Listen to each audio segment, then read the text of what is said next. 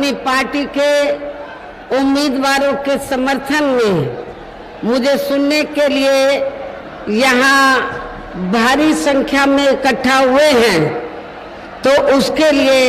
मैं आप सभी लोगों का हार्दिक दिल से आभार प्रकट करती हूँ। वैसे आप लोगों को मालूम है कि हमारी पार्टी कांग्रेस, बीजेपी व अन्य किसी भी विरोधी पार्टी तथा गठबंधन आदि के साथ मिलकर नहीं, बल्कि अकेले ही अपनी पार्टी के बलबूते पर पूरी तैयारी व दमदारी के साथ ये चुनाव लड़ रही है। इसके साथ ही हमने टिकट बंटवारे के मामले में भी सर्व समाज के लोगों को उचित भागीदारी दी है, जिनको कामयाब बनाने के लिए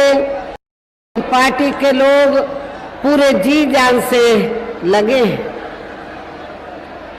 और इस संबंध में वैसे आप लोगों को ये मालूम है, दूसरी पार्टियों के बारे में ये मालूम है, खासकर समाजवादी पार्टी के बारे में ये मालूम है, पार्लियामेंट और असेंबली का चुनाव होता है तो समाजवादी पार्टी का रवैया टिकट देने के मामले में किस प्रकार का होता है, ये हिंदू भी जानते हैं और मुस्लिम समाज के लोग भी जानते हैं। और ज्यादातर देखने में ये आया है कि जहां पर मुस्लिम आबादी ज्यादा होती है, जिस क्षेत्र में मुस्लिम आबादी ज्यादा होती है और हिंदुओं की आबादी कम होती है, तो वहां पर समाजवादी पार्टी हिंदू को टिकट देती है, और जहां पर हिंदू आबादी ज्यादा है और मुस्लिम आबादी कम है, वहां पर मुस्लिम समाज को टिकट देती है। ये है चरित्र समाजवादी पार्टी का। आपका चाहे बदायूं है या आंवला है, तो बदायूं में तो उन्होंने सपा ने ये तैयार किया है कि मुस्लिम आबादी चाहे इधर कितनी भी ज्यादा क्यों ना हो, लेकिन चुनाव उनके परिवार से ही लड़ेगा, उनके बिरादरी का ही लड़ेगा। और आंवला में जहां पर मुस्लिम आबादी ज्यादा है, वहां पर बीजेपी ने हिंदू को खड़ा किया, सपा ने भी हिंदू को खड़ा किया,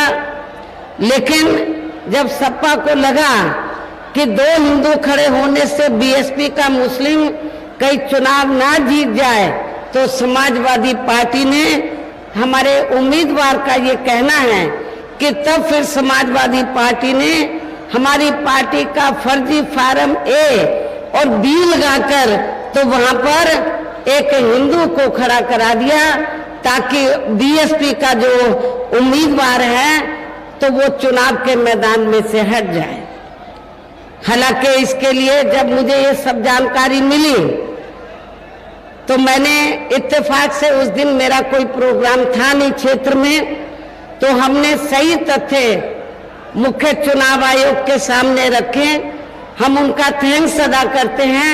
कि इस मामले में उन्होंने हमको न्याय दिया और हमारे कैंडिडेट को फिर हमारे कैंडिडेट का पर्चा वैलिड हो गया। जहां तक संबल का सवाल है, संबल में मुस्लिम आबादी काफी ज्यादा है, हमने मुस्लिम को टिकट दिया, लेकिन वहां पर सुनने के लिए ये आता है कि मुस्लिम समाज में तुर्क और अपर कास्ट ये दो बड़ी जातियां हैं, लेकिन वहां पर जिनकी तादाद ज्यादा है उनको मौका नहीं मिलता है, लेकिन हमने संबल से इस बार उनको मौका दिया है। तो ये सब मैं आप लोगों को बताना चाहती हूँ कि टिकट देने के मामले में हम किसी के साथ भी पक्षपात नहीं करते हैं। जिसकी जो भी भागीदारी बनती है हम उनको देते हैं। हालांकि आज यहाँ आपकी इकट्ठा हुई अपार भीड़, वह भीड़ के जबरदस्त जोश को भी देखकर अब मुझे भी ये काफी हद तक भरोसा हो गया है कि पिछली बार की तरह इस बार भी आप लोग अपने प्रदेश से या लोकसभा चुनाव में अपनी पार्टी का बेहतर रिजल्ट जरूर लाएंगे। इसके लिए अब मैं आप लोगों का ध्यान कुछ जरूरी बातों की तरफ दिलाना चाहती हूँ और इस संबंध में विशेषकर मैं कांग्रेस, बीजेपी व इनके अन्य सभी सहयोगी दलों के बारे में ये कहना चाहूंगी कि आजादी के बाद शुरू में केंद्र व देश के काफी राज्यों में भी ज्यादातर सत्ता यहाँ कांग्रेस पार्टी के हाथों में ही केंद्रित रही है, किंतु इनकी अधिकांश मामलों में रही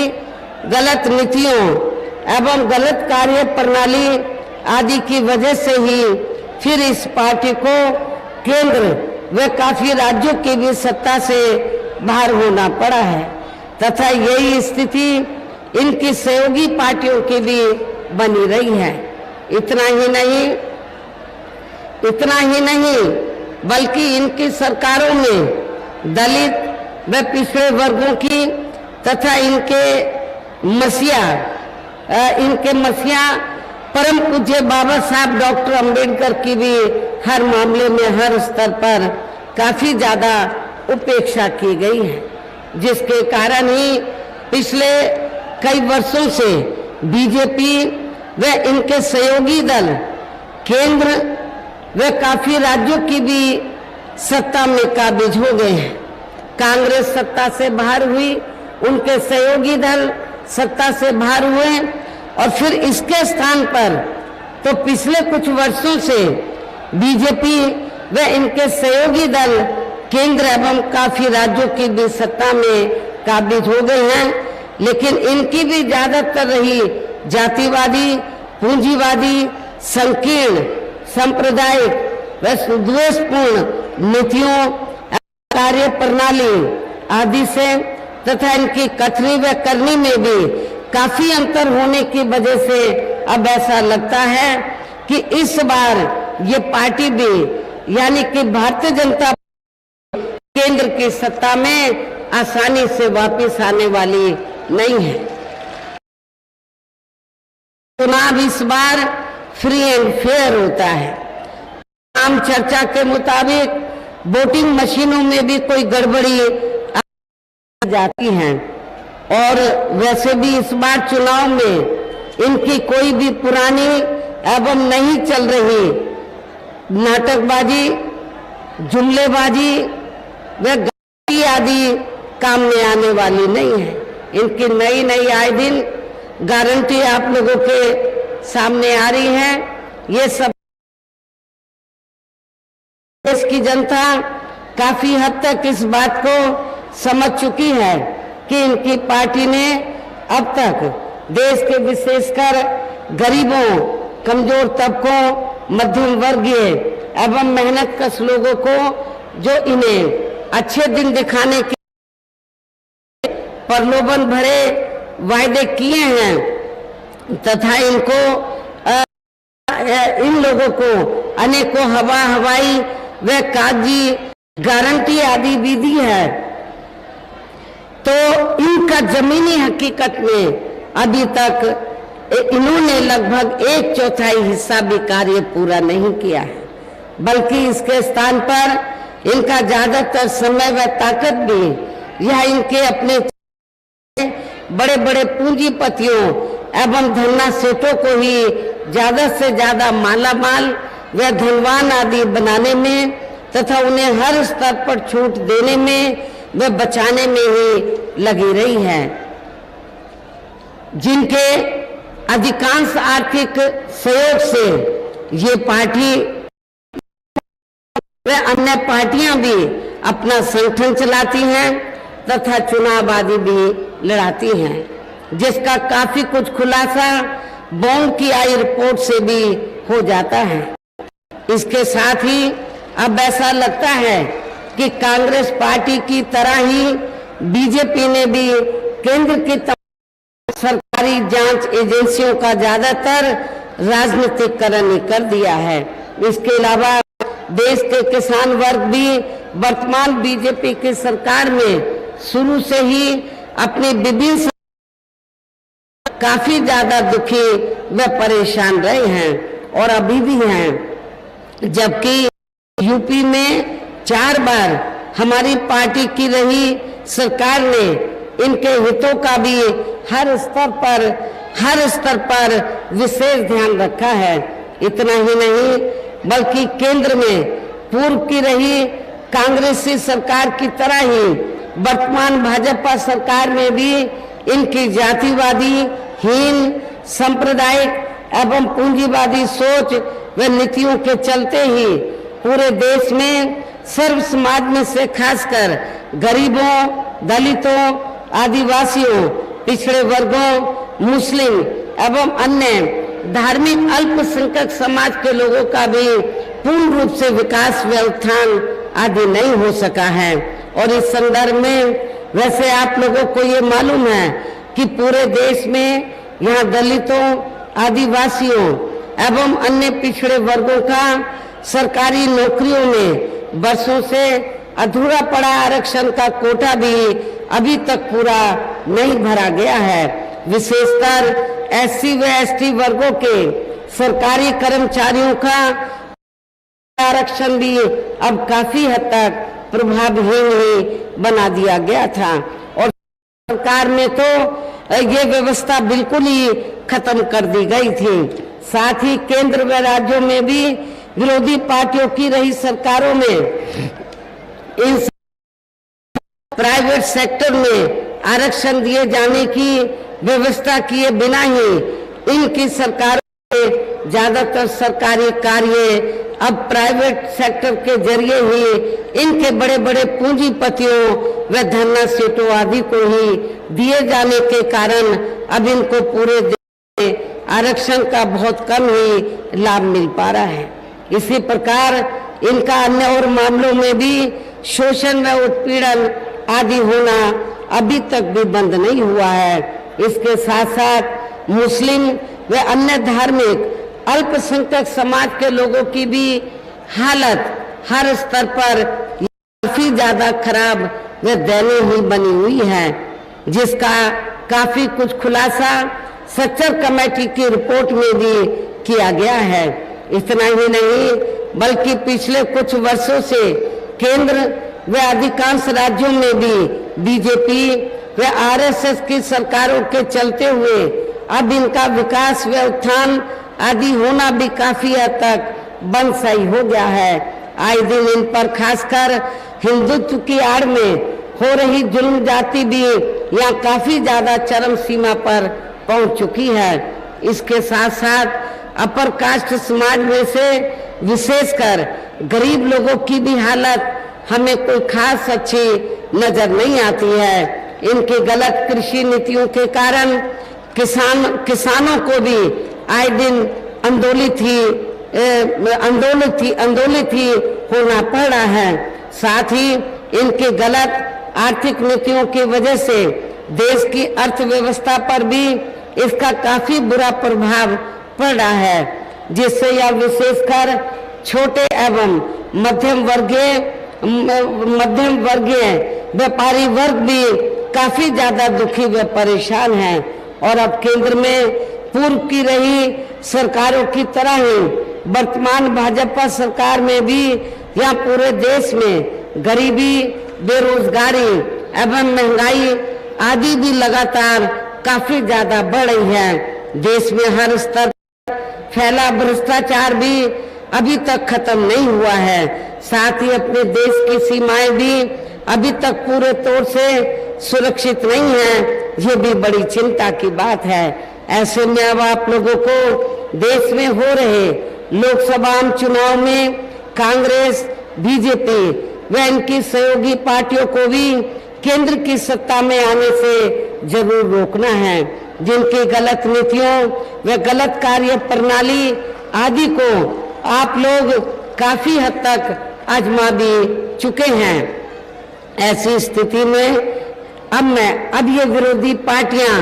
इस चुनाव में भी किस्म किस्म के साम दाम दंड भेद आदि अनेकों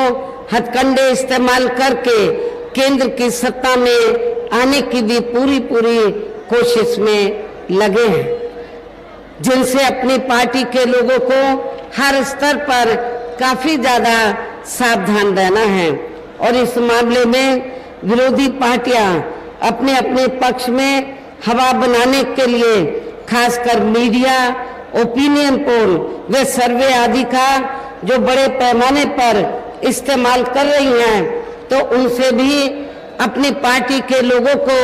बिल्कुल भी गुमराह नहीं होना है। इसके साथ ही विरोधी पार्टियों के विभिन्न रूपों में जारी किए गए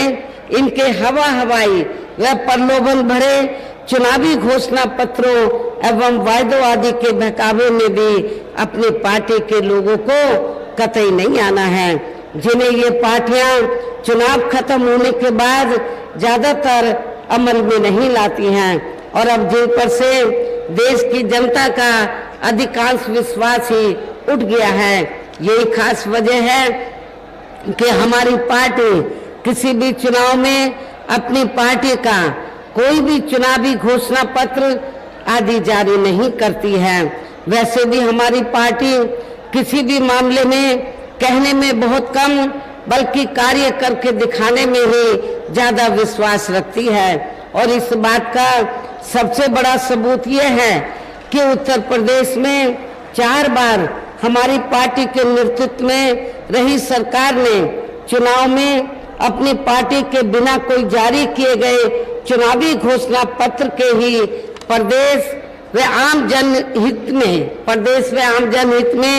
काफी कुछ ऐतिहासिक कार्य करके दिखाए हैं, जिनकी अब देश में अधिकांश पार्टियों की सरकारें काफी नकल भी कर रही हैं। जबकि इस मामले में हमारी पार्टी का ये कहना है कि यदि इन पार्टियों के स्थान पर केंद्र में हमें अपनी पार्टी की सरकार बनाने का मौका मिलता है, तो तब फिर हमारी पार्टी की बनी सरकार केंद्र में यहाँ अब तक की रही सभी विरोधी पार्टियों की सरकारों की तरह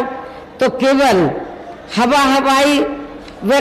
कागजी कार्य आदि नहीं करेगी, बल्कि उत्तर प्रदेश की तरह ही जमीनी हकीकत में ठोस कार्य करके दिखाएगी। और इस खासकर मैं ये कहना चाहूंगी, केंद्र द्वारा देश में पिछले कुछ समय से अति गरीब परिवारों को अस्थायी तौर पर फ्री में जो थोड़ी सी खाद्य सामग्री दी जा रही है, तो उससे इनका स्थायी तौर पर भला होने वाला नहीं है। आप लोगों को मालूम है कि पिछले कुछ समय से भारतीय जनता पार्टी की सरकार जो गरीब लोग हैं उनको थोड़ा सा राशन देकर, तो उसके एवज में जब चुनाव होता है, चाहे असेंबली का हो या पार्लियामेंट का, इस समय पार्लियामेंट का चुनाव हो रहा है, तो फिर भारतीय जनता पार्टी और आरएसएस के लोग करते क्या हैं, गांव-गांव में जाते हैं और गांव-गांव में जाकर तो जनता को ये कहते हैं, गरीब लोगों को उनकी बस्तियों में जाकर कि भारतीय जनता पार्टी ने, श्री नरेंद्र मोदी जी ने तो आपको वो ये कहते हैं कि खाने के लिए फ्री में मुफ्त में राशन दिया है, आपको ये कर्ज अदा तो करना ही है, इसलिए आपको बीजेपी को वोट देना चाहिए। लेकिन मैं अपने गरीब भाइयों को, बुजुर्गों को, माताओं बहनों को ये कहना चाहती हूँ, आपको इनके बहकावे में नहीं आना है। जो भी फ्री में आपको थोड़ा बहुत राशन दिया जा रहा है, खास सामग्री दी जा रही है, ये मोदी जी की जेब से नहीं, बीजेपी की जेब से नहीं दी जा रही है, बल्कि आप जो लोग टैक्स देते हैं, जनता जो टैक्स देती है, उस टैक्स के पैसे से तो ये खाद्य सामग्री आपको दी जा रही है। इसलिए आप लोगों को इनके बहकावे में नहीं आना है, ये नहीं सोचना है हमने नमक खाया है, इनका नमक अदा करना है, ये तो आपका ही अपना नमक है, टैक्स के द्वारा दिया गया ये आपका नमक है, इसलिए आप लोगों को इनके बहकावे में कतई नहीं आना है। और वैसे भी इनकी ये गरीब लोगों की जो जटिल समस्या है, देश में हर हाथ को काम देने से केवल दूर हो सकती है, जिसकी तरफ हमारी पार्टी की बनी सरकार विशेष ध्यान देगी। साथ ही देश में पिछले काफी वर्षों से आए दिन बढ़ रही गरीबी, बेरोजगारी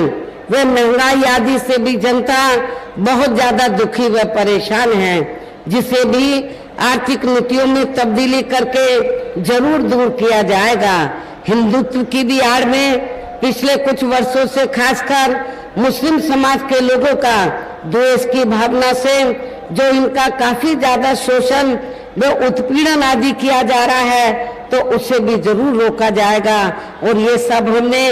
अपने यूपी की रही सरकार में काफी कुछ करके भी दिखाया है। इसके अलावा यूपी में सर्व समाज में से गरीब एवं बेरोजगार लोगों को बेरोजगारी भत्ता आदि न देकर हमने उन्हें बड़ी तादाद में रोटी रोजी के साधन भी उपलब्ध कराए हैं, जो अब ये कार्य भी अधिकांश ठंडे ही पड़े हैं, जिनको फिर सरकार बनने पर प्राथमिकता दी जाएगी। कहने का तात्पर्य ये है कि देश में इस समय हो रहे लोकसभा आम चुनाव में विरोधी पार्टियों के जारी किए गए उनके हवाई व प्रलोभन भरे चुनावी घोषणा पत्रों आदि के बहकावे में अब यह खासकर देश के अति गरीबों, मजदूरों, बेरोजगारों एवं अन्य मेहनतकश लोगों को बिल्कुल भी नहीं आना है। और अब इन्हें ऐसी सभी विरोधी पार्टियों को हर हालत में केंद्र की सत्ता में आने से जरूर रोकना है, जिनकी कथनी व करने में काफी अंतर रहा है तथा जिन्हें ये लोग वर्षों से आजमा भी चुके हैं। ऐसे में अब मेरा यही कहना है कि आप लोगों को अपने खुद के व अपने प्रदेश, क्षेत्र व देश के भी हित में अपने वोटों को यहाँ कांग्रेस, बीजेपी व अन्य विरोधी पार्टियों को न देकर केवल अपनी एकमात्र हितैषी पार्टी बहुजन समाज पार्टी को ही देना है, जो ये पार्टी उत्तर प्रदेश की तरह ही केंद्र में भी अपनी पार्टी की सरकार बनने पर फिर पूरे देश में अपनी पार्टी की सर्वजन हिताय व सर्वजन सुखाय की नीतियों पर आधारित सरकार चलाएगी। इसके साथ साथ केंद्र से जुड़ी आपके क्षेत्र की जो भी यहाँ स्थानीय समस्याएं होंगी तो उन्हें भी फिर दूर करने का हर संभव पूरा प्रयास किया जाएगा। साथ ही यहाँ गरीबों, मजदूरों, बेरोजगारों, कर्मचारियों, किसानों, छोटे व्यापारियों एवं अन्य मेहनतकश लोगों के हितों का भी विशेष ध्यान रखा जाएगा। सर्व समाज में से खासकर दलितों, आदिवासियों, पिछड़े वर्गों, मुस्लिम व अन्य धार्मिक अल्पसंख्यक समाज के लोगों के विकास एवं उत्थान के साथ साथ हर स्तर पर इनकी सुरक्षा आदि के लिए भी सख्त कदम उठाए जाएंगे। और तभी फिर यहाँ वास्तव में अपने देश के महान संतों, गुरुओं व महापुरुषों में भी विशेषकर महात्मा ज्योतिराव फूले, श्री छत्रपति शाहू जी महाराज, श्री नारायणा गुरु, बाबा साहब डॉक्टर भीमराव अंबेडकर एवं मान्यवर श्री कांशीराम जी आदि का अधूरा सपना जरूर साकार हो सकता है, जिनको यूपी में हमारी पार्टी की रही सरकार द्वारा हर स्तर पर पूरा आदर सम्मान दिया गया है। इन्हीं खास बातों के साथ ही अब मेरा देश में आपके स्टेट के भी हित में, आपके क्षेत्र के भी हित में यही कहना है कि हमारी पार्टी ने यहाँ जिनको भी चुनाव के मैदान में उतारा है, अर्थात हमारी पार्टी ने आपकी बदायूं लोकसभा की सीट से श्री मुस्लिम खां को आपकी आमला लोकसभा की सीट से श्री आबिद अली को, सम्मल लोकसभा की सीट से श्री सोलत अली को हमने चुनाव के मैदान में उतारा है। मेरी आप लोगों से पुरजोर अपील है कि बहुजन समाज पार्टी के ये जो उम्मीदवार आपके सामने या चुनाव के मैदान में आपके सामने खड़े हैं, मंच पर मौजूद भी हैं, तो उन्हें आपको जरूर कामयाब बनाना है, जिसके लिए यह पार्टी के सभी स्तर के छोटे बड़े पदाधिकारी एवं कार्यकर्तागण पूरे जी जान से लगे हैं। और अब अंत में मेरा यही कहना है कि आप लोगों को वोट पड़ने वाले दिन यहाँ बीएसपी के अपने सभी इन लोकसभा उम्मीदवारों को अपनी पार्टी का जो चुनाव चिन्ह हाथी है, हाथी चुनाव चिन्ह के सामने वाले बटन को दबाकर अपनी पार्टी के इन तीनों प्रत्याशियों को रिकॉर्ड तोड़ वोटों के अंतर से जरूर जिताना है। इस खास अपील के साथ ही अब मैं अपनी बात यही समाप्त करती हूँ। जय भीम, जय भारत। सर्वजन के सम्मान में बसपा आई मैदान में।